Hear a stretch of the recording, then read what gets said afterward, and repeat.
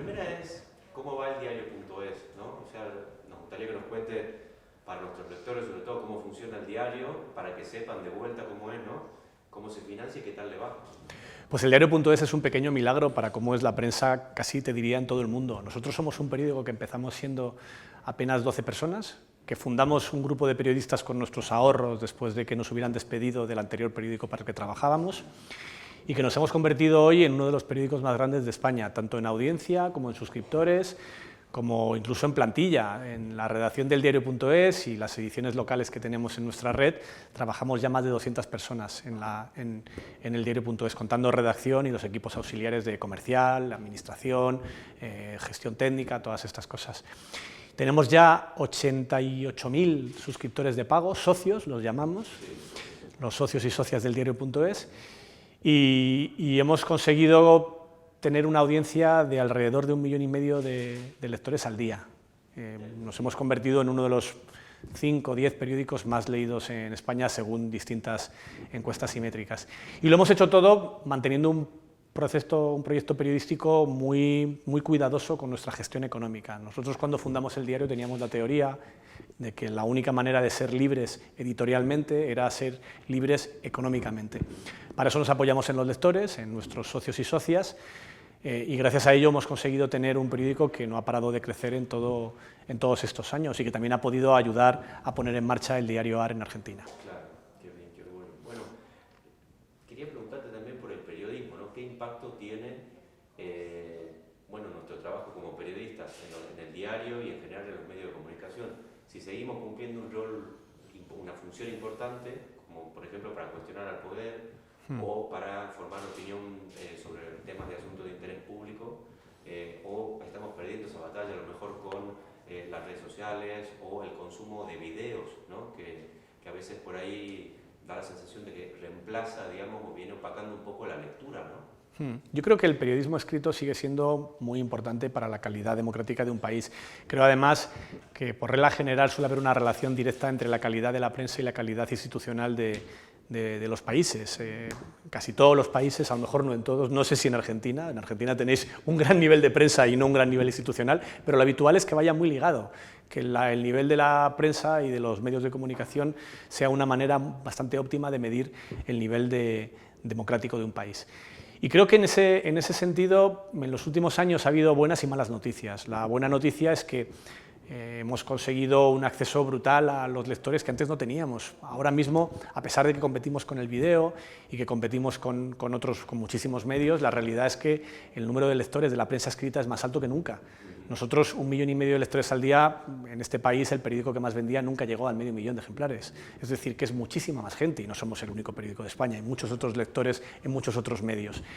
Y al mismo tiempo, ahora con la llegada de las redes sociales y con la desintermediación de Internet, estamos perdiendo pie en cierto acompañamiento de la sociedad a la hora de poder ejercer el papel de contrapoder que tenemos, ¿no? Por un lado, porque los poderes, sobre todo políticos, comunican directamente con sus comunidades, con sus votantes, con sus seguidores, y de esa manera arbitran sacándonos a los medios de comunicación de la ecuación. Casi todos los procesos populistas de todo el mundo, y vosotros en Argentina tenéis uno muy reciente y muy importante, lo que hacen es negar la legitimidad a la prensa para hablar de lo suyo, decir, esta gente os miente siempre, negarle la credibilidad, y no siempre funciona, pero en muchos casos funciona. Esto que inventó Trump de negar cualquier credibilidad a cualquier medio, de tal manera que le convertía a él en alguien inmune a cualquier crítica, lamentablemente está funcionando en todo el mundo. Bueno, otro de los temas, digamos, de los desafíos del periodismo también es, sobre todo en los últimos 2 años, la irrupción de golpe de un día para el otro. No sé, yo me enteré del ChatGPT, ¿no? Que te tira, no sé, respuestas a preguntas que cualquier persona le haga sobre cualquier tema, y etcétera. Nos da un poco de miedo a los periodistas, pero la pregunta a hacerte es si tenemos futuro los periodistas, o nos van a reemplazar las máquinas en algún momento, no sé. Yo creo que las máquinas van a reemplazar parte del trabajo que hasta ahora hacían periodistas, pero creo que va a ser periodistas y un montón de profesiones que hasta ahora nos veíamos al margen de la robotización, ¿no? Pensábamos que todo esto era para los obreros de la cadena de montaje, la robotización y la llegada de la tecnología, y ahora de repente está sustituyendo traductores, ilustradores y tal vez a una parte de los periodistas. Pero sí que creo que el tipo de periodismo que va a reemplazar no va a ser el periodismo de vigilancia del poder. En los últimos años, por la influencia que tienen las plataformas, fundamentalmente Google, en la audiencia de los medios, se ha generado mucho periodismo chatarra, periodismo de muy baja calidad. ¿Es periodismo darte la receta de cuánto tiempo hay que cocer las papas? Pues si tú buscas en Google verás que esa noticia, entre comillas, la responden muchísimos medios de comunicación porque les generaba audiencia, porque les generaba tráfico. Ese tipo de periodismo chatarra va a ser sustituido por la IA, en parte porque la respuesta ya no te la dará Google mandándote otro medio, te la dará directamente el buscador por medio de una IA que te responderá sin necesidad de pasar por ningún paso más.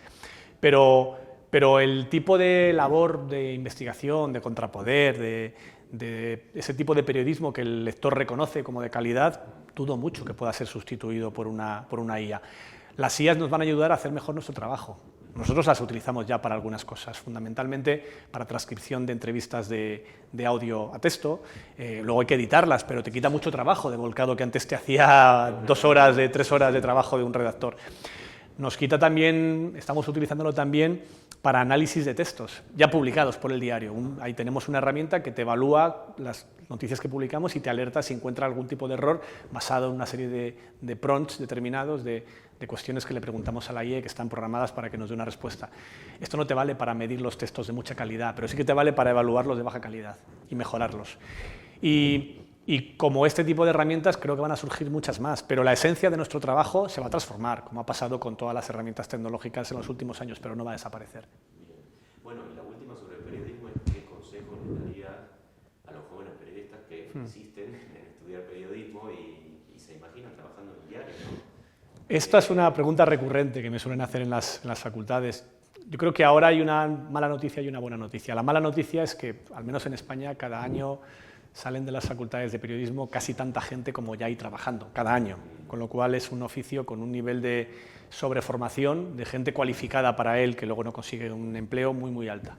La buena noticia es que ahora mismo ningún joven periodista necesita que le den una oportunidad en un medio de comunicación, puede buscársela él.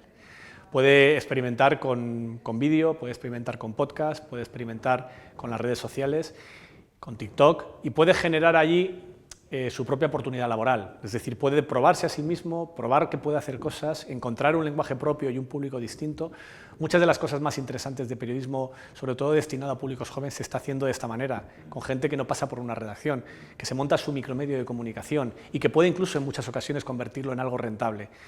Creo que el mejor consejo a cualquier alumno de periodismo es ese: aprovecha todas las herramientas que tienes a tu alcance para probar que puedes ser un buen periodista, demostrar que puedes ser un buen periodista. Y a muchos de ellos les está yendo bien. Muy bien, muy bien. Bueno, si te parece vamos a España, que era otro de los tópicos que yo había pensado conversar con vos, Ignacio, y hay un cortado y me pongo otro. A ver, ahí está. Bueno, a mí lo que me llama la atención es porque España, que entiendo es el país que está más creciendo en Europa ahora, ¿no? El motor de Europa, Sí. nada menos. Tiene, además de su crecimiento económico, muestra, digamos, que los derechos sociales parecen inclusive haber evolucionado en los últimos años, y sin embargo, digamos, a pesar de que digamos, muestra una parte de ese estado de bienestar que parece ser ya historia en el mundo, la oposición es muy fuerte, y el gobierno de Pedro Sánchez parece estar siempre como en la cuerda floja o en el riesgo de que cambie el signo político del gobierno de España. Es una cosa un poco... Sí, es contradictoria. ¿Sí? Yo creo que lo has explicado bien. La situación económica en España es excepcional, muy por encima de las previsiones. Hemos tenido los últimos 4 años muy por encima de la media europea de crecimiento. En años donde Alemania y Francia estaban hundidos o estaban en crisis, en España se estaba creciendo, se sigue creciendo muy por encima de la media europea. Y a pesar de esa situación económica tan boyante, el gobierno está permanentemente con una sensación con un golpeteo durísimo por parte de la oposición.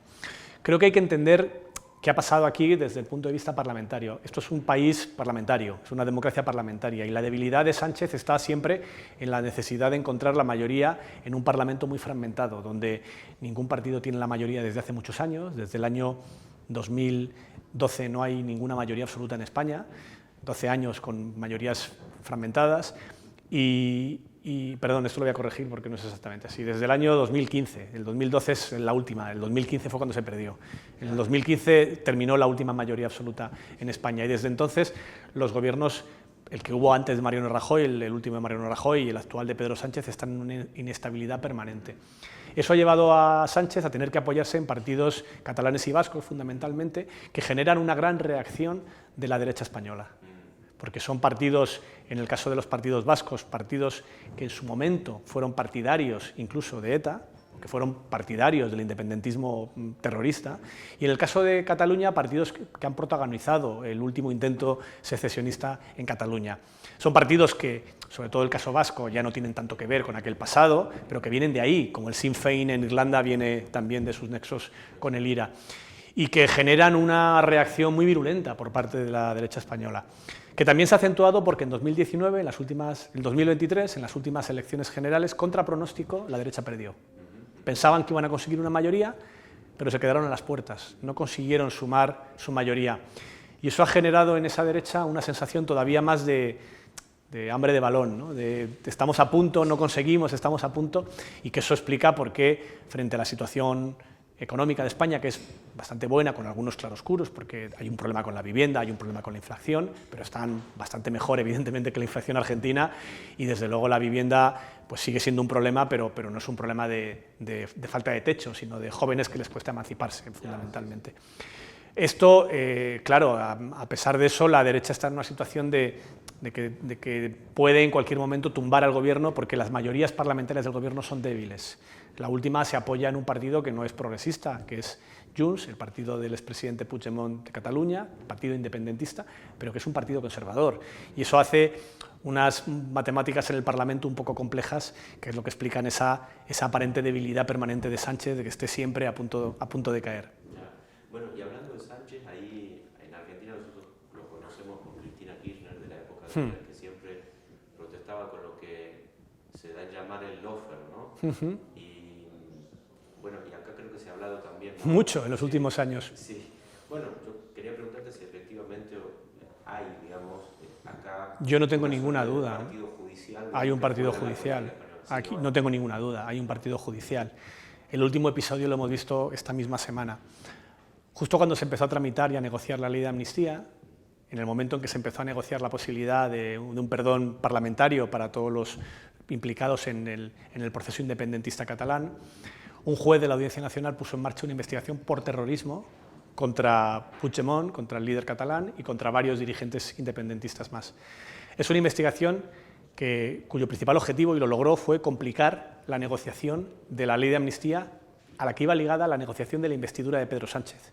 Si no había amnistía, no había investidura, y torpedeando la ley de amnistía se impedía la investidura de Sánchez. Esa investigación ha estado abierta durante meses, y justo esta semana se ha tenido que archivar porque el juez no había hecho los trámites para pedir las prórrogas necesarias para la investigación de manera adecuada y le han anulado la causa. Entonces, te quedas en una situación diciendo, vamos a ver, aquí hay dos opciones. O este juez estaba ejerciendo un lawfare de manual, o es un incompetente que ha dejado a un grupo terrorista en libertad. Un grupo terrorista que, en fin, nadie se lo cree, porque acusar a Puigdemont de terrorismo por algo que pasó en el año 20 y que en el momento cuando ocurrió nadie dijo aquí hay un terrorismo, aquí hay un atentado terrorista, eran desórdenes públicos, no hubo nunca terrorismo durante el proceso independentista catalán. El ataque se basaba fundamentalmente en algo tan forzado como que durante unas protestas en el aeropuerto de Barcelona un turista francés había muerto de un infarto al corazón y esa era la víctima del terrorismo. Pues si eso no es lawfare.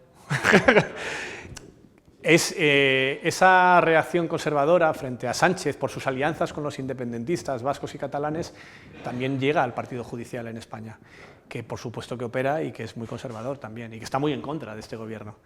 Y que todos los pasos que se van viendo en los tribunales en los últimos meses, con la interpretación de la propia ley, lo último, además de este archivo de la parte del terrorismo, esto ha llegado justo a la vez que el Tribunal Supremo ha encontrado otra vía para no amnistiar a Puigdemont, básicamente reinterpretando la propia ley que ha hecho en el Parlamento. Es un movimiento que acabará siendo inútil al cabo de unos meses, pero que sirve para retrasar un poquito más la entrada en vigor de la amnistía.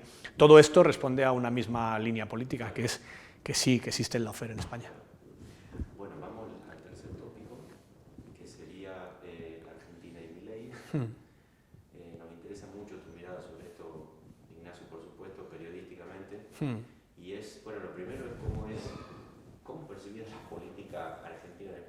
algo o no?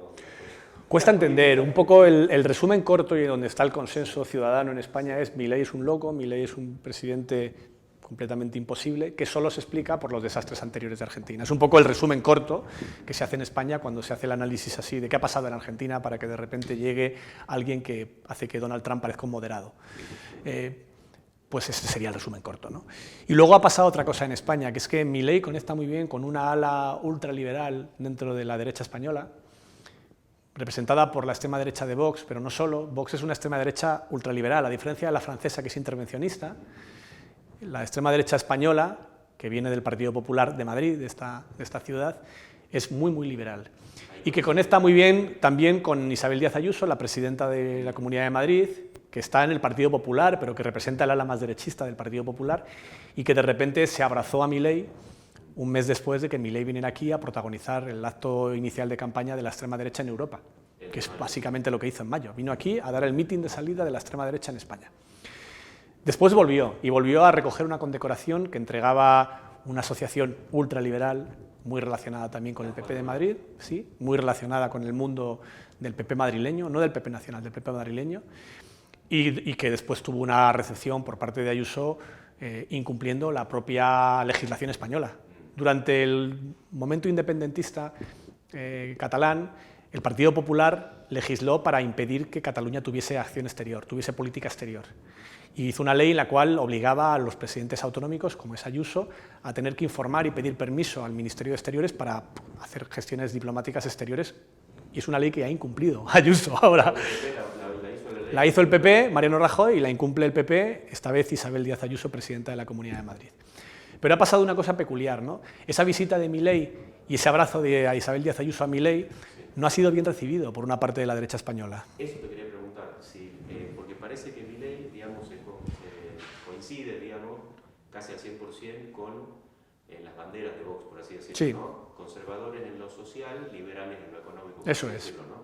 Pero divide a lo mejor aguas en el resto de la derecha española, ¿no? Sí, es que hay que entender que Vox es una escisión del PP de Madrid, no de todo el PP. Pero lo que es Vox ahora, empezando por Santiago Abascal, que es su fundador, Santiago Abascal militó en el PP del País Vasco, pero luego se vino a Madrid y donde estuvo sus últimos años era en el PP de Madrid, en el PP de la presidenta autonómica de entonces, Esperanza Aguirre, que era también este mismo PP, conservador en lo social, ultraliberal en lo económico, o por lo menos de boquilla, luego eran muy intervencionistas para lo suyo también.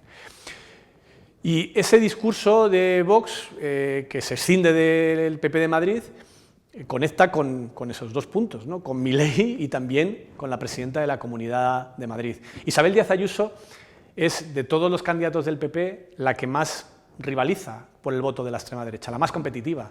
El PP en Madrid saca mejor resultado en las autonómicas con Isabel Díaz Ayuso que en las generales con Alberto Núñez Feijóo, porque el mensaje que da Isabel Díaz Ayuso es en muchos ámbitos indistinguible del de Abascal, y por eso se abraza a Milei, porque representa también esa parte de ese tipo de derecha. Pero al mismo tiempo en el Partido Popular hay otras derechas, y sobre todo fuera de Madrid, que han visto como un enorme error político el abrazarse a Milei, porque muchos votantes del PP detestan a Milei, no comparten nada esta idea que dijo en Madrid, que fue muy criticada, en contra de los impuestos, diciendo que nace de una violencia, que es un robo directamente el propio impuesto y que no existía la justicia social. El PP defiende, o una parte del PP, defienden la justicia social, defienden los modelos fiscales, recaudan impuestos y les parece bien y cree que son necesarios para cualquier administración y para cualquier Estado moderno. Entonces, ese gesto de Ayuso abrazándose a Milei provocó una cosa curiosa, que es que se quedó fuera de juego, no solamente con el PP nacional, con todo el resto del Partido Popular, sino incluso con muchos periódicos de Madrid que normalmente son muy favorables a Ayuso, periódicos conservadores, y que en este caso la criticaron. Ya. Y si tuviesen que interpretar, hacer una interpretación de la opinión pública española respecto de Milei, ¿qué dirías? ¿Les gusta porque está en contra de Pedro Sánchez, porque se abraza a la extrema derecha de España? ¿Les gusta o les gusta porque es anarcocapitalista, porque no porque propone no pagar los impuestos, porque no sé, tiene las ideas locas, porque no, el aborto legal, por ejemplo? No, en España, por ejemplo, la posición sobre el aborto es tan mayoritaria que el Partido Popular se vio obligado a aparcar en un cajón su intento de reforma, ni siquiera de abolición, de reforma de la ley de aborto que existía. No se atrevieron, porque no existían mayorías sociales para ello, porque toda la izquierda, o la mayor parte de la izquierda está a favor, y la mitad de la derecha también. Con el tema de los impuestos sucede algo similar. Hay un porcentaje de la derecha española que está a favor del discurso este anarcoliberal, pero que es pequeño en realidad. No es, pues sí, te defienden bajar impuestos, pero no abolir los impuestos. No te defiende nadie abolir los impuestos, volver al patrón oro y ese tipo de medidas locas que propone Milei. Son un auténtico experimento. Aquí no solo no se ha aplicado, sino que sería impopular aplicar algunas medidas así. Y con Milei sucede una cosa parecida. De hecho, si se miran los discursos que hizo públicamente cuando surge el conflicto entre Milei y el Gobierno de España y Pedro Sánchez, hay una parte de la derecha que lo que hace es criticar a los dos por igual, pero no se abraza a Milei. O sea, Feijóo dice muy mal los dos. Muy mal Milei, pero muy mal Sánchez. No quiere abrazarse a Sánchez y se va a una posición donde sabe que tiene a mucha de su gente a favor. Pero yo creo que Milei tendría más detractores que partidarios en la opinión pública española si hiciésemos una encuesta. Seguro, vamos, porque desde luego toda la izquierda lo rechaza, pero es que una parte de la derecha también. Claro, una parte de la derecha también. No, lo otro era, digamos, vinculado con Milei, es si tiene, porque él dice, a menudo, él es un tipo muy extraño, ¿no? Pero suele decir, yo soy el presidente más popular del mundo, o me van a dar el Nobel, seguro me dan el Nobel de Economía, esas cosas tan disparatadas, pero las dice de verdad, no las dice en broma. Sí, visto con la distancia es claramente una personalidad narcisista, que sí, se le ve muy de, o sea, pero esta manera de ver el mundo. Porque hay que ser muy narcisista para también creer que el Nobel de Economía se lo llega con 6 meses de gestión en una economía que también no muestra ningún número positivo, o sea, ¿no? Entonces, también quería preguntarte si ejerce efectivamente alguna influencia o solamente es un personaje que llama la atención por las cosas que dice o sus ideas, digamos, tienen alguna influencia, aunque sea como mínima, digamos, en la persona, o no la hay. Yo creo que Milei es probablemente el presidente argentino más conocido de la historia en España desde Perón, no sé, o sea... ¿Más que Cristina? Más que Cristina, sí, sí, probablemente más que Cristina, porque es un personaje histriónico. Pero eso no es popularidad ni influencia, eso es conocimiento. O sea, eso no es una popularidad ligada a una influencia real o un reconocimiento real. No, es la popularidad de un payaso, no es la popularidad de un Nobel de Economía. Y lo que sí que tiene es, lo que sí que hay es un consenso de este es un líder inimaginable en España. Bueno, ahora está este nuevo, ¿no? Alvise Pérez, 4% o 5% de la sociedad española, es posible que suba, pero dudo que vaya a llegar a porcentajes de gobierno en ningún caso. Puede ser relevante dentro de la batalla de la extrema derecha por los bloques de la extrema derecha, pero no es un partido que pueda pasar de repente a tener un 40% de apoyo social como tiene Milei hoy en Argentina. Es decir, creo que en parte tiene que ver con cómo es la situación en España, que hay dificultades, antes te hablaba de la inflación o de la vivienda, pero son problemas europeos, son problemas de país rico, de uno de los 10 países más ricos del mundo y donde hay una mayor prosperidad social del mundo. Pero siempre se dice que eso hace imposible que una figura tan extrema como es Milei pueda aquí prosperar. Con un matiz, la presidenta de la Comunidad de Madrid, con claves diferentes y adaptado al público local, en algunos asuntos no es tan diferente a Milei. Por eso se abraza a Milei, porque ella realmente cree que Milei es un Nobel de Economía, o por lo menos alguien digno de ser condecorado por la Comunidad de Madrid. Bueno, vamos al último, si te parece, Ignacio, que es ya algunas preguntas sobre Europa y el mundo. Bueno, lo primero es preguntarte qué significa la victoria de la izquierda en Francia. Sí, ¿qué lectura tenés en principio, aparte sobre todo de este vuelco, ¿no? De 2 semanas con Le Pen ahí arriba y a las 2 semanas Le Pen tercera y la izquierda arriba. Bueno, es una muestra de que la participación es clave en cualquier proceso electoral. En España y en Europa no suele ser en ningún sitio obligatoria y son participaciones en muchos casos muy bajas.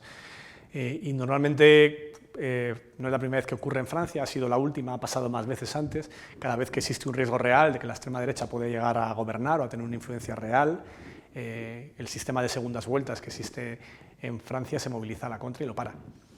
No es la primera vez que le ha pasado, le pasó a Le Pen padre, le pasó a Le Pen hija y le ha pasado ahora en su última encarnación. Y aquí ha vuelto a pasar con el añadido de que ha habido una alianza no solamente del Frente Popular en la izquierda, sino una alianza entre ese Frente Popular y el macronismo y el centro para pactar retirada de candidatos que hiciesen que que el partido de la extrema derecha, que el partido de Le Pen se quedase tercero. Primero en votos, tercero en escaños.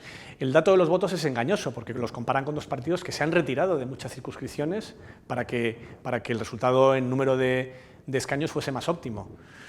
Y es una excelente noticia porque además, digamos que lo que pasó en España en el verano de 2023, que también ese resultado inesperado para la derecha de ser derrotada en España tuvo que ver con la alianza de la derecha tradicional española con la extrema derecha que representa Vox. Eso provocó una alianza en su contra de un montón de ciudadanos que le dieron la derrota al Partido Popular. No consiguieron gobernar, aunque fuesen la lista más votada en número... ¿De alguna manera es precursora también en España? Sí, ha pasado en España y ha pasado en Francia. El caso de Reino Unido es un poco distinto porque allí lo que ha pasado es básicamente después de años y años de una gestión desastrosa, pues les han pasado las facturas a los conservadores británicos. Pero en el caso de Francia, el caso español está muy ligado. La victoria inesperada de Pedro Sánchez en 2023, el verano pasado, tuvo mucho que ver con algo que ha pasado de nuevo en Francia, que es el miedo a la extrema derecha. Sí. Bueno, de todas maneras, digamos, en la primera vuelta la derecha ha ganado, ¿no? Y gana en otros países. Parece que está de moda, digamos, las extremas derechas sobre todo. No sé a qué atribuir por ahí esto, no sé si a... Fíjate que una de las claves es precisamente que nunca llegan a gobernar, porque eso hace que nunca puedan frustrar. De hecho, en los países en los que la extrema derecha ha gobernado recientemente o ha tenido algún papel, las siguientes elecciones cae. Es decir, que el problema que tiene la extrema derecha o la ventaja que tiene la extrema derecha es que al no poder gobernar no puede frustrar, no puede desencantar, no puede dejar promesas sin cumplir, no puede decepcionar y eso hace que siempre va muy arriba. Y probablemente algún día veremos a la extrema derecha gobernar Francia. No ha sido hace unos días, pero pasará en algún momento. Y probablemente ese día empiece su declive también. Claro, y tiene que demostrar también que eso es. Claro, que el discurso fácil contra la inmigración, el discurso fácil contra las instituciones, que eso luego después tiene algún tipo de realidad. Aquí, por ejemplo, sí está pasando que la extrema derecha, que gobierna en muchas administraciones locales y autonómicas como socio pequeño de la derecha tradicional, del Partido Popular, pues en esos sitios donde ha empezado a tomar algunas decisiones también ha empezado a tener problemas. Porque por un lado genera una reacción de muchos ciudadanos que, pues por ejemplo, no comparten los discursos extremistas sobre la inmigración que protagonizan estos partidos, que España es uno de los países más seguros del mundo en índice de criminalidad, no existe aquí un problema ni de asesinatos, ni de robos, ni de homicidios, ni nada por el estilo, es un país segurísimo. Y aún así la extrema derecha lo presenta como si aquí estuviésemos, pues no sé, con gente con machete por la calle, no ocurre. Claro, cuando de repente llegan a las instituciones, aplican medidas tan exageradas como sus diagnósticos, de repente empiezan a generar una reacción a la contra y también una pérdida de popularidad de gente que lo votó y dice, pero esta gente es incapaz de contarme, de hacer lo que me propuso, lo que me prometió. Bueno, ahí tengo las dos últimas. La primera es, vamos a Estados Unidos, ¿no? ¿Qué pasa si gana Trump? Y sobre todo, ¿cómo ves el futuro de Europa, ¿no? Teniendo en cuenta la guerra de Ucrania? No sé si puede tener alguna incidencia que sí, eso desde luego va a ser muy influyente, ¿no? Porque todo el análisis se basa en que Trump ya ha dicho que no le interesa lo más mínimo continuar con parte de sus políticas militares y sobre todo con el papel que hasta ahora ha tenido la OTAN para la defensa de Europa y que en caso de no haber un Trump en la Casa Blanca, evidentemente la situación en Europa cambia. Aunque yo creo que la influencia más que por ahí tiene que ver con que con Trump empieza todo. O sea, Trump es el primero que hace posible lo inimaginable, ¿no? Que un discurso de extrema derecha completamente fuera de cualquier consenso, completamente fuera de la propia realidad, ¿no? Con los hechos alternativos, con las mentiras, con los discursos, con la política con los medios de comunicación en las redes sociales, sea capaz de gobernar el primer país del mundo, ¿no? Y a partir de ahí suceden muchos sucesos que creo que tienen relación. El Brexit tiene relación con aquello, por ejemplo, que todavía en Inglaterra lo están lamentando, están diciendo de quién fue la idea. Porque ha sido ruinoso para el país, desastroso para ellos en términos de riqueza y tienen ahora problemas que ese país no tenía, de desabastecimiento, por ejemplo, algunos productos básicos. O sea, Inglaterra, Reino Unido, uno de los países más ricos del planeta, ¿no?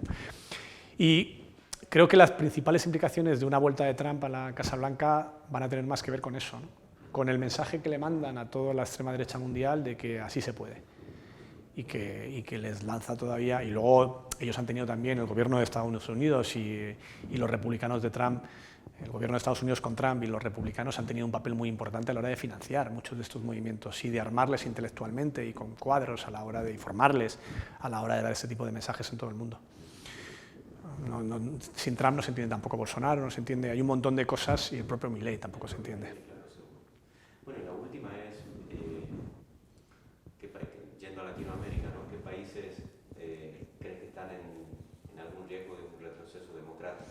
No sé si ya... Desde luego creo que Argentina, el hecho de que tengáis, de que haya varias personas presas durante semanas ya por protestas civiles, eso era algo que no podíamos imaginar que pasara. Lo que está pasando con Bukele es también terriblemente preocupante. Lo que está ocurriendo también en Nicaragua, en fin. Hay muchos países del continente que están teniendo un retroceso claro en libertades democráticas y en libertades individuales, con discursos supuestamente liberales, curiosamente, ¿no? En algunos casos. Y desde luego son cosas inimaginables, ¿no? Cuando hablas con la gente, por ejemplo, del Faro, del diario El Faro, y te cuentan que han tenido que huir del país porque el gobierno les quiere encarcelar a todos, y es verdad, pues te preguntas si algo así podría llegar a más países. Y desde luego lo que está ocurriendo en Argentina con estas primeras respuestas de Milei ante protestas ciudadanas es un muy mal presagio. ¿Te das cuenta también de que el riesgo, digamos, países que están en riesgo de retroceso democrático de derechos humanos también puede ser consecuencia de gobiernos de derecha y de izquierda? Sí, desde luego, sí. Pero fíjate, antes hablaba de que una de las razones por la que la extrema derecha no cae es porque no gobierna, y cuando gobierna cae. Pero hay un riesgo siempre. La extrema derecha, en su esencia, en su ADN, tiene la negación del sistema democrático. Bueno, a Milei se lo han preguntado cuando fue campaña. Hay una entrevista famosa que se le hizo a Luciana Geuna y le preguntó, ¿pero usted cree en la democracia? Y el tipo no respondía. No, es que no creen en la democracia. Es fácil la pregunta, dice, ¿usted cree o no cree en la democracia? No se la respondió nunca. No creen en la democracia. Es que es bastante evidente. No llegas a las recetas de la extrema derecha si crees en la democracia y en los derechos humanos. No se puede llegar, te bloquea el acceso a ese tipo de pensamiento y esa línea ideológica. Entonces, el riesgo que existe es que este tipo de fenómenos, que, ojo, ha pasado en España, en Europa también, es decir, Orbán no es algo muy diferente, que es que llega un gobierno de extrema derecha y lo que hace es recortar los contrapesos democráticos para perpetuarse en el poder. Y son todos, es los judiciales, los mediáticos, hay un montón de herramientas y de palancas que se utilizan para poder de esa manera mantenerse en el poder al margen de la voluntad popular, distorsionando la voluntad popular.